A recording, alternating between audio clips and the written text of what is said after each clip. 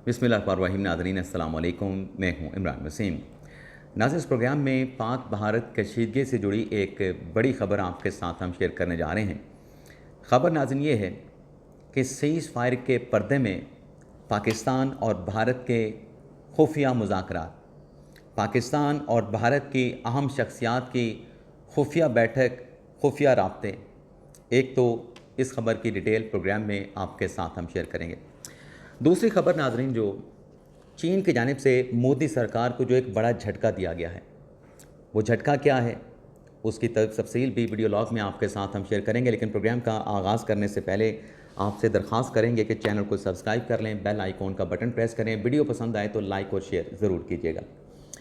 पहली खबर नाज़रीन, पहलगाम का वाक़या, पाकिस्तान और भारत की कशीदगी के दौरान पाकिस्तान और भारत के माबैन जंग और फिर उस जंग का जो इख्तिताम होता है वो सीज़ फायर से होता है। अब इसमें बहस में जाए बगैर कि सीज़ फायर की ऑफ़र किसने की, सीज़ फायर के लिए मिन्नत समाजत किसने की, ये आप मुझसे ज़्यादा बेहतर जानते हैं। और ये रिकॉर्ड के ऊपर सब कुछ आ चुका है। अमेरिकन जो प्रेसिडेंट हैं डोनाल्ड ट्रंप, उनके बयानात भी रिकॉर्ड पे मौजूद हैं कि अमेरिका से सीज़ फायर की जो विनती है, जो भीख है, वो किसने मांगी थी। और पाकिस्तान का जो मौक़िफ़ है सीज़ फायर के मामले पे, वो भी रिकॉर्ड पे आ चुका है। अब ना वो जो सीज़ फायर हुआ, उस सीज़ फायर में ये भी तय हुआ था कि पाकिस्तान और भारत के जो DGMOs हैं वो 12 मई को 12 बजे दिन को आपस में हॉटलाइन पे रब्ता करेंगे।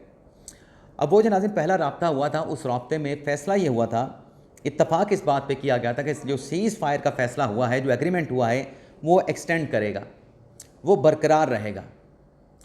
अब नाज़रीन इतलात ये आ रही हैं कि वो जो पहला रब्ता हुआ था पाकिस्तान और भारत के DGMOs के माबैन, उसके बाद 2 मरतबा मज़ीद हॉटलाइन पे पाकिस्तान के DG मिलिट्री ऑपरेशन और भारत के जो DG मिलिट्री ऑपरेशन हैं, उनके माबैन रब्ता हुआ है। लेकिन आज इस रब्ते के साथ साथ सफ़ारती महाज पर भी जो कोशिशें की जा रही हैं, सफ़ारती महाज पर जो दोस्त ममालिक हैं, उनकी तरफ से पाकिस्तान और भारत को ये कन्वे किया जा रहा है कि दोनों फ़रीक़ैन, पाकिस्तान और भारत मिल के मुज़ाकरात की जो राह है, मुज़ाकरात की राह को हमवार करें और कशीदगी का ख़ात्मा करें। कशीदगी अब नहीं बढ़नी चाहिए। अब नाज़रीन, दोस्त ममालिक की इसको दबाव कह लें या रिक्वेस्ट कह लें कि आप मुज़ाकरात की राह हमवार करें। उसके बाद नाज़रीन ख़बर ये आई है कि जो पाकिस्तान के सिक्योरिटी एडवाइज़र हैं, कौमी सलामती के जो एडवाइज़र हैं, DGISI आसिम मलिक साहब, उनका भारत के जो कौमी सलामती के जो मुशीर हैं अजीत डोडल, उनके साथ रब्ता हुआ है। और इन दोनों अहम शख्सियात के इस रब्ते के बाद ये भी बताया जा रहा है कि जल्द इन दोनों की, यानी हमारे जो कौमी सलामती के मुशीर हैं DGISI आसिम मलिक साहब, जनरल आसिम मलिक साहब, और जो भारत के कौमी सलामती के मुशीर हैं अजीत डोडल, उनके माबैन मुलाकात मतवक्के है। और ये मुलाकात किसी न्यूट्रल मकाम पे हो सकती है। और इस मुलाकात के नतीजे में ये इस बात का इम्कान ज़ाहिर किया जा रहा है कि जो इब्तदाई बातचीत इन दोनों अहम शख्सियात में, दोनों ममालिक के कौमी सलामती के मुशीरान में हुई है, इन राब्तों के नतीजे में पाकिस्तान और भारत के माबैन मरबूत मुज़ाकरात की बहाली का गालिब इम्कान जो है वो मौजूद है। तो ये नाज़रीन अच्छी बात है, अगर पाकिस्तान और भारत के माबैन मुज़ाकरात होते हैं, किसी भी सतह के ऊपर इन मुज़ाकरात की राह को हमवार करने की कोशिश होती है, तो इसकी सताइश की जानी चाहिए।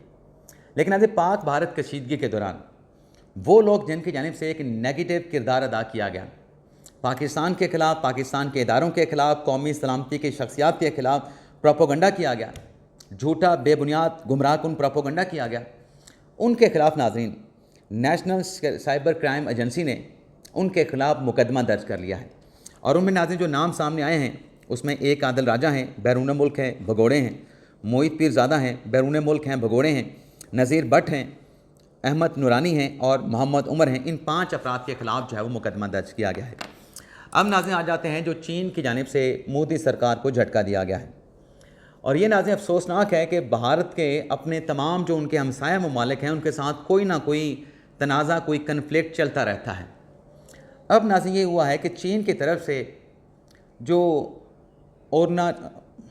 अरुणाचल प्रदेश शायद यही जगह का नाम है जो भारत उसको अपना हिस्सा करार देता है। तो ये जो अरुणाचल प्रदेश का जो जगह है, इस पर भारत का चीन के साथ फड्डा चल रहा है, तनाज़ा चल रहा है।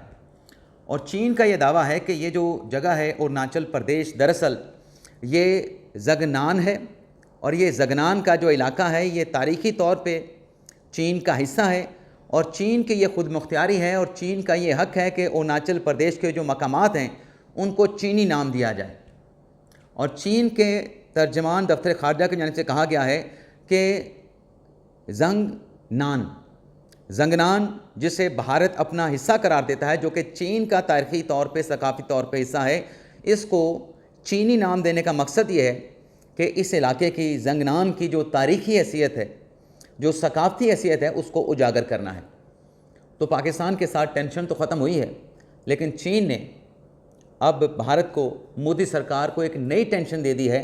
वो इलाका अरुणाचल प्रदेश जिसे भारत अपना हिस्सा करार देता है, चीन ने आलमी सतह पे, उनके तर्जमान दफ्तर ख़ारजा ने बता दिया है कि ये भारत का हिस्सा नहीं, ये चीन का तारीख़ी तौर पे हिस्सा है, और इनके मकामात को चीनी नाम देना ये चीन का हक़ भी है और चीन की खुद मुख्तियारी भी है। इजाज़त चाहते हैं नाज़रीन, अल्लाह हाफ़िज़।